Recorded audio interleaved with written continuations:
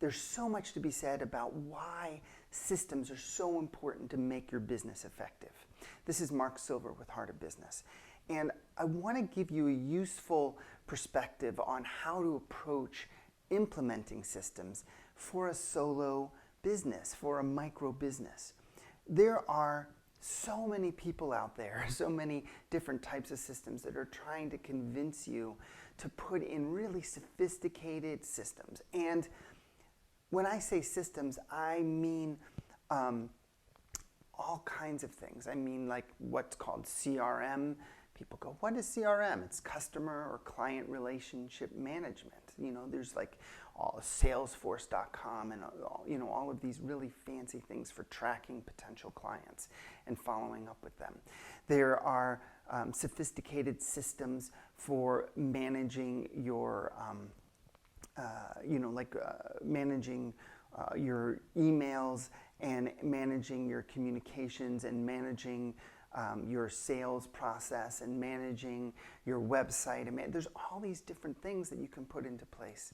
And they all cost, and they all have a learning curve, and they all take time to implement. Now, I'm really pro-systems. Systems are really important to having a business be healthy. I look at our anatomy and physiology as living creatures to understand why they're so important. There's so much that happens in the body without having to think about it. I can be present with you, speaking to you in this video because my body's doing all kinds of things that I don't have to think about. My heart's beating, my lungs are breathing, the oxygen is circulating, my brain is firing off, the muscles are balancing me so I can stand up. There's so many different things happening in my body right now that I don't have to think about. That's because of systems. And healthy systems in your business mean that things can get done without you having to put your hands consciously on every single thing your business does. Whew, that's such a relief, and it's part of what's necessary for your business to move into momentum. But one of the things that I see people do is invest in expensive, sophisticated systems thinking about, oh my goodness, my business is going to be doing this in a year, or what if it's doing this in 2 years? And I better put something really sophisticated in place. As an example, I was speaking with one of our clients and was asking about client relationship management, which I mentioned earlier. It's like, how do you track potential clients? Now, she has a practice which is fundamentally at this point individual clients, and there's only so many clients that she can manage, a dozen, 2 dozen, and she was looking at like what kind of a system do I need to track them, and she was getting caught up in looking at all of these complicated, expensive systems that really do have a learning curve. They take a lot to put into place and they take a lot to maintain.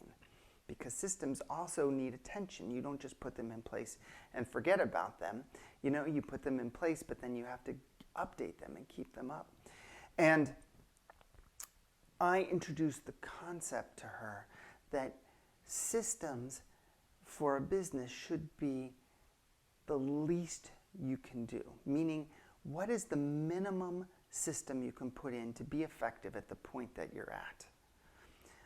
If you start thinking about putting something in place for your business that has to do with a vision a year or 2 years or 3 years or 5 years hence, renting an office space that is really big, thinking about, I'm going to be expanding in 2 or 3 years and I might as well just jump on this now. But meanwhile, you burden yourself with rent that you can't really support, or that's a real stress to support. You think, oh my God, my business is going to expand and be this, this, and this in a few years. I better put this system in now so that I don't have to change it later. It's okay to change systems. It's okay to change offices. It's much better to not burden yourself in the moment with something that your business doesn't need, can't afford, and stresses you out and takes a lot of work to maintain or to learn or to implement. So, for instance, we use a fairly sophisticated system here at Heart of Business to maintain our subscribers and run our shopping cart and our purchases and automated sequences. And it's pretty sophisticated. It does a lot for us. And we tend to use a lot of the features. There are features we're not using. But it's not something that I recommend that solo businesses use, because it is pretty complicated and it does cost a certain amount per month. You don't need to be spending a couple $100s a month on a system like that. If you're self-employed, use something really simple. For us, it does work, and I do have a team, and I have people to work with it and maintain it and make it really effective and to make use of those features. But you know what? We didn't upgrade to that until we needed it. We used much simpler systems, much less expensive systems, and pushed them to their limits until we were kind of bursting from the seams and said, wow, we really do need something else.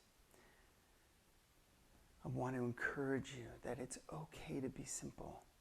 Maybe for CRM as a fancy term, all you need is a spreadsheet that you look at and that you update once a month or when you talk to somebody.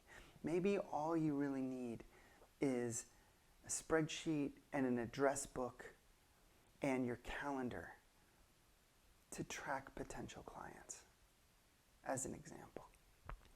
So I want you to just be easy with yourself, not burden yourself thinking about the future. You will be changing your systems. You will be upgrading things over time. And meanwhile, don't burden yourself now so that you make it really hard to get to that point where you do need to upgrade. I hope this has been helpful. I hope this brings some ease. I just wish for you blessings and peace and ease in your business.